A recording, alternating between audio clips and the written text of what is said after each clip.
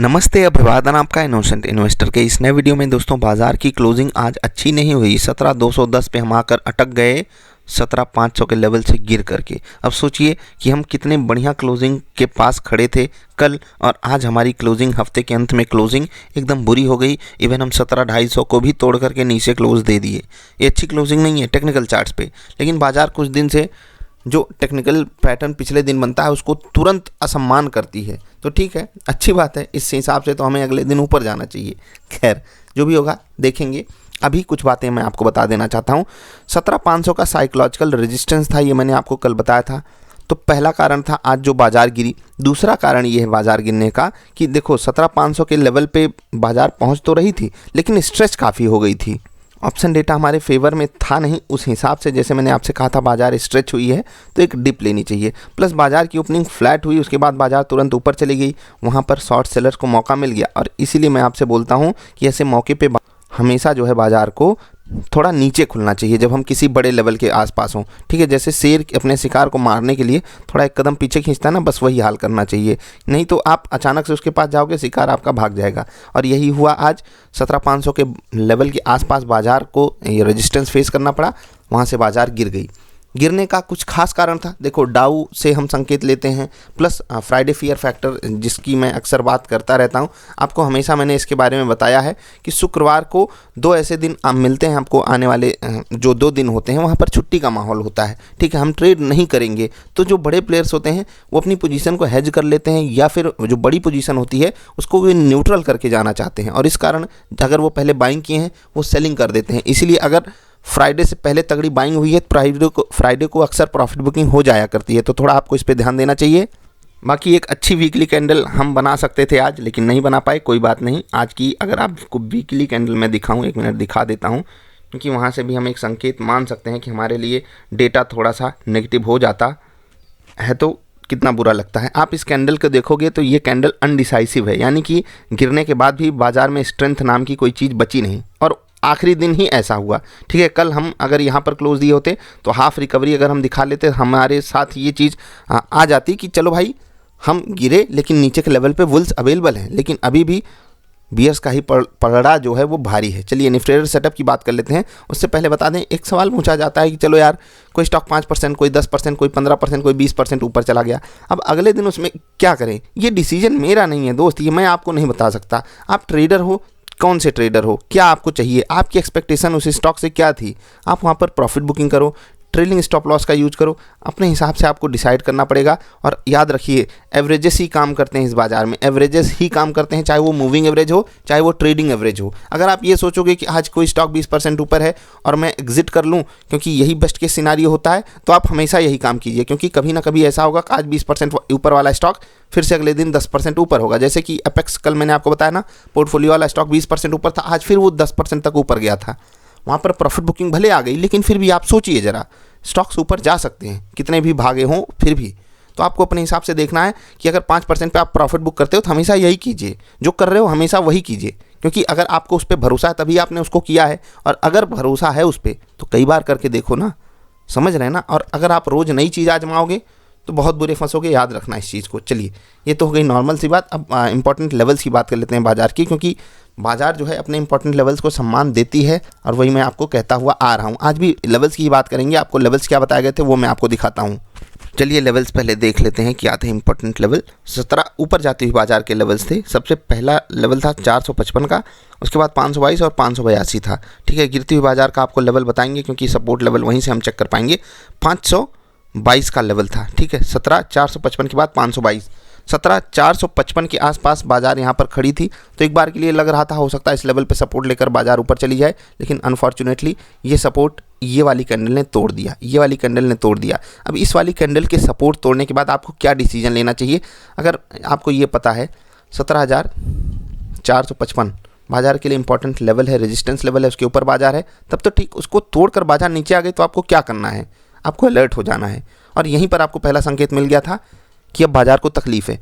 Actually पहला संकेत तो आपको 17,500 के आसपास जो बाजार ने रेजिस्टेंस प्राप्त किया वहीं से मिल गया था, लेकिन यहाँ से उस चीज़ की कन्फर्मेशन हो गई। ठीक है, उसके बाद बाजार ने क्या किया वो आपको पता है। सपोर्ट लेवल्स की बात कर लेते हैं। पहला सपोर्ट लेवल आप यहाँ से देखिए 260, 370, ठीक है, और 306 ये थे। तो 370 पे जाएंगे, 307 और 260, ठीक है। एक मिनट दिखा लेते हैं आपको।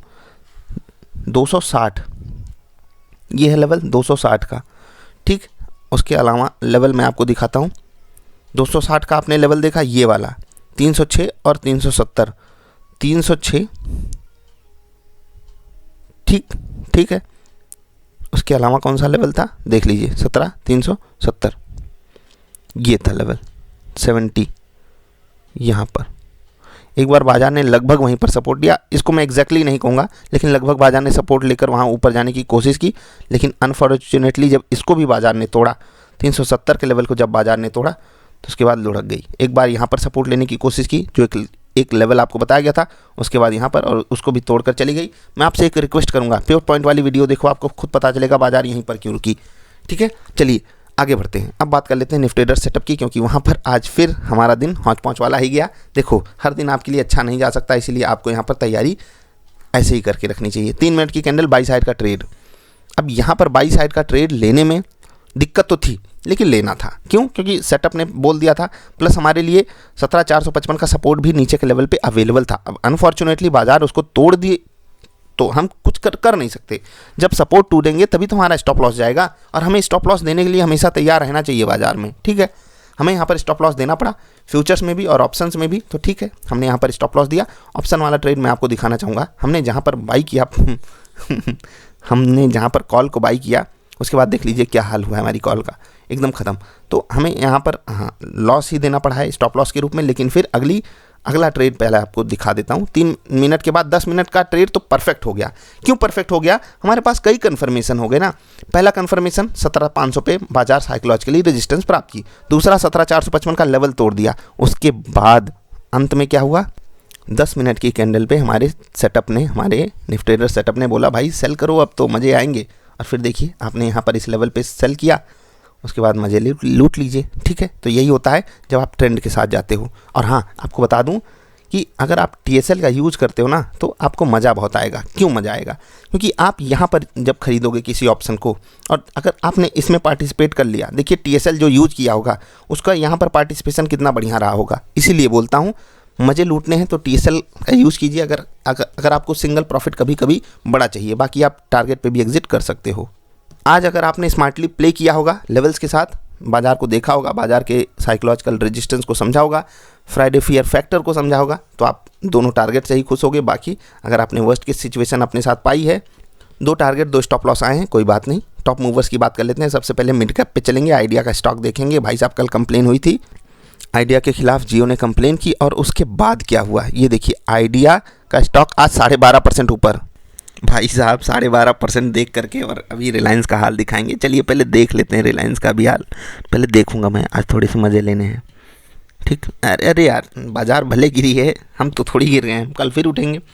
हाँ BPCL आज 2% ऊपर है, रिलायंस देखिए 3% नीचे, ठीक है। रिलायंस 3% नीचे, आइडिया 14% ऊपर, 14% 12% ऊपर। चलिए क्लास में जैसे कोई एक बच्चा था ए, कोई एक बच्चा है बी, इसने गलती कुछ की, ए ने जाकर टीचर से कंप्लेन की, और टीचर इसी को 2 कंटाप मार के बोला चल भाग यहाँ से। बस वही हाल हुआ है कुत्ते बिल्ली के खेल में। कल मैंने इस पर वीडियो बनाई थी, रिलायंस ने कंप्लेन किया आइडिया की, और आइडिया आज 12% ऊपर है, रिलायंस 3% नीचे है। ये निफ्टी का पार्ट है, वो निफ्टी मिड कैप का पार्ट है। उसने मिड कैप को गिरने नहीं दिया, और इसने निफ्टी को नीचे लाकर पटक दिया।